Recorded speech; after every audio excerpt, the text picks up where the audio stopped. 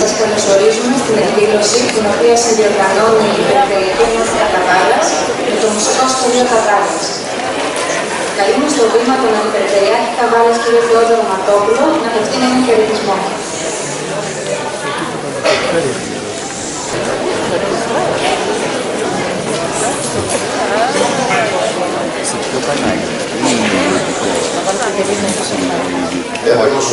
Δεσμολογιότατε Πατραβασίλη, στρατηγέ διοικητέα της 24ης Μοναρχίας, σας καλωσορίζουμε στην πόλη μας, στην πρώτη δημόσια εκδήλωση, στην οποία παραβρίσκεστε. Κύριε Θεματική Αντιπεριφερειάρχη, κύριε Αντιπρόεδρε της Οικονομικής Επιτροπής της Περιφέρειας, κυρία Αντιδήμαρχη, κύριε Αστυνομική Διευθυντά, κύριε Πρόεδρε των Αποστράτων, κύριε Διοικητά της Πολεμικής Αεροπορίας, κυρία Αντιδήμαρχη, κύριε Δημοτική Σύμβουλη. Έχω την τιμή να σας καλωσορίζω σήμερα σε μια εκδήλωση η οποία διοργανώνεται από την Περιφέρεια και την Περιφερειακή Ενότητα Καβάλας. Αποτελεί όμως ιδέα και έμπνευση του Μουσικού Σχολείου Καβάλας.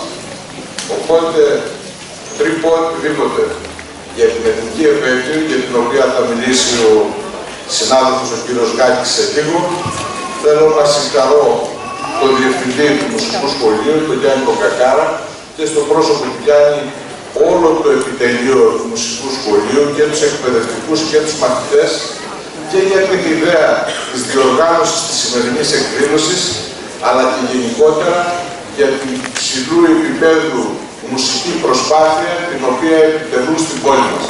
Εδώ είναι το μόνο σημείο που πρέπει να χειροκροτήσετε.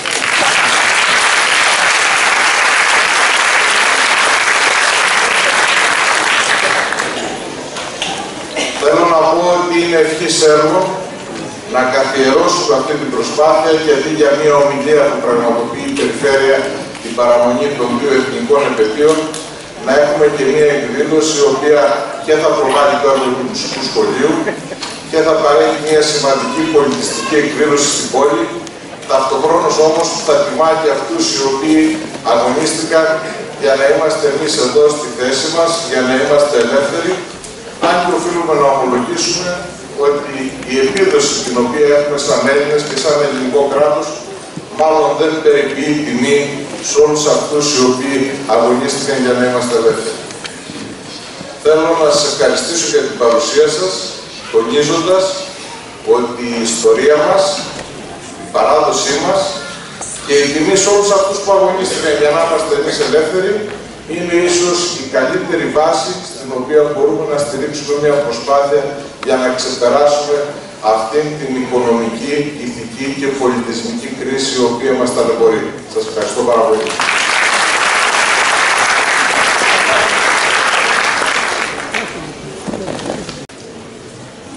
Κυρίες και κύριοι, θέλω με τη σειρά μου να σας καλησπερίσω. Να ευχαριστήσω από καρδιάς την Περιφερειακή Ενότητα Καβάλας για την υποστήριξή της. Και στο πλαίσιο των εκδηλώσεων μας σήμερα έχουμε μια εκδήλωση αφιερωμένη στην 22η Μαρτίου και επίγνω προκεκλημένο τον κύριο Άγγελο Αντωνόπουλο.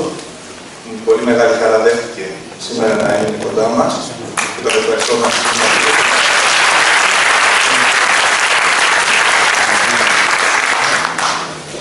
Θα ήθελα να πω και να ευχαριστήσω επίσης τους συναδέλφους εκπαιδευτικούς οι οποίοι βοήθησαν για τη σημερινή εκδήλωση και συγκεκριμένα την κυρία Μίσκου Χρυσούλα, η οποία είναι υπεύθυνη της ορχήστρας,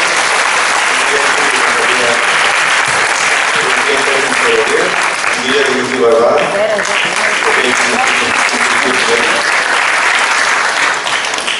και δεν θέλω να κουράσω παραπάνω, απλά να σας πω ότι είναι πολύ μεγάλη χαρά σήμερα να παρουσιάζουμε αυτό το έργο με πολύ ιδιαίτερα και εξίσου σημαντικά μηνύματα για όλους μας.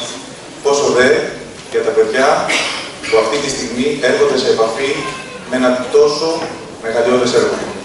Και με μία μορφή όπως είναι ο κ. Αντωνόπουλος, που η ταπεινότητά του και το μεγαλείο του φαίνεται στα παιδιά μας.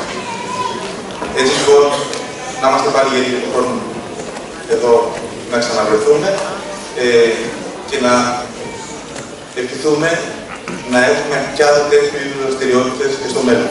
Σας ευχαριστούμε πάρα πολύ.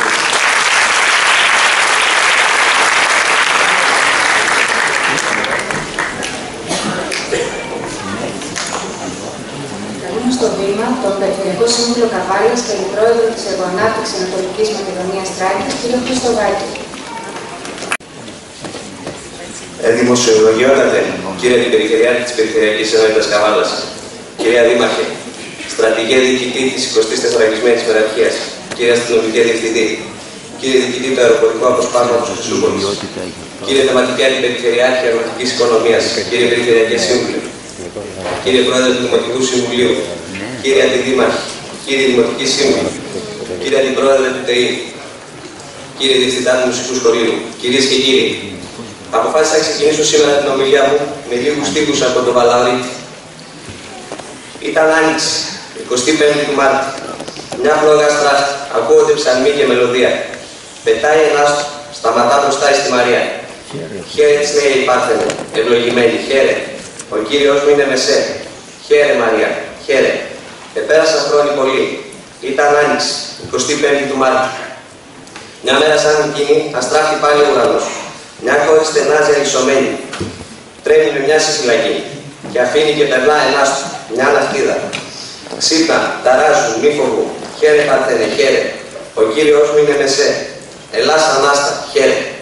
Ο Βαλαωρίτη με παραστατικό τρόπο, με ένα πάντρεμα ευαγγελισμού, ελληνισμού, μας δίνει το μήνυμα.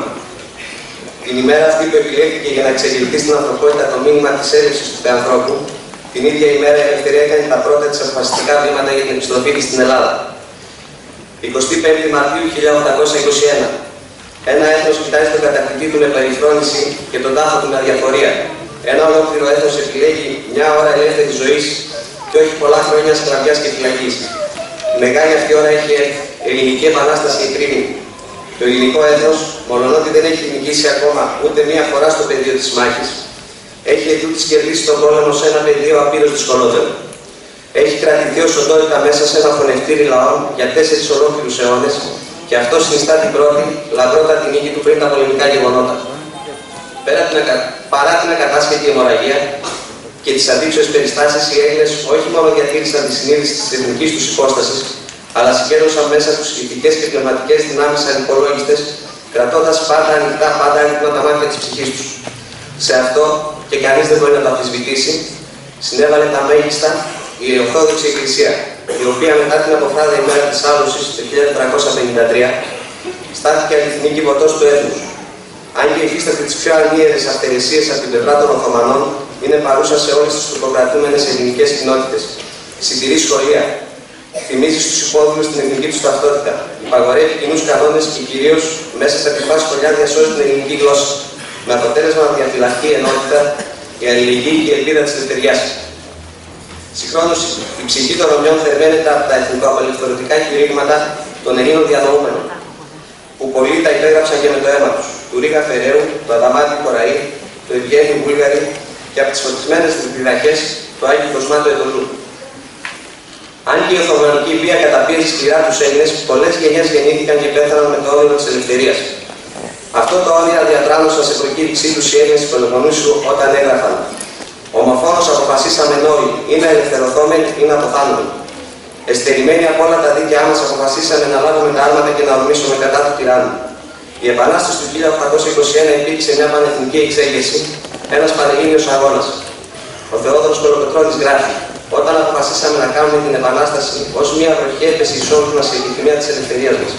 Και όλοι, και οι κληρικοί, και οι προϊστοί, και οι καπεταναίοι, και οι πεπαιδευμένοι, και οι έμποροι, μικροί και μεγάλοι, όλοι συμφωνήσαμε σε αυτόν τον σκοπό και κάνουμε την Επανάσταση».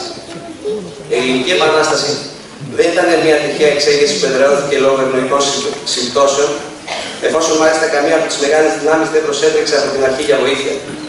Η πίστη στο Θεό και το δίκαιο του αγώνα ενθάρρυνε τους τρομωμένους και κατατρεγμένους Έλληνες να συγκρουστούν στην αρχή άτακτα και στη συνέχεια συντεταγμένα με το πολυάριθμο και πανίσχυρο Οθωμανικό στρατό.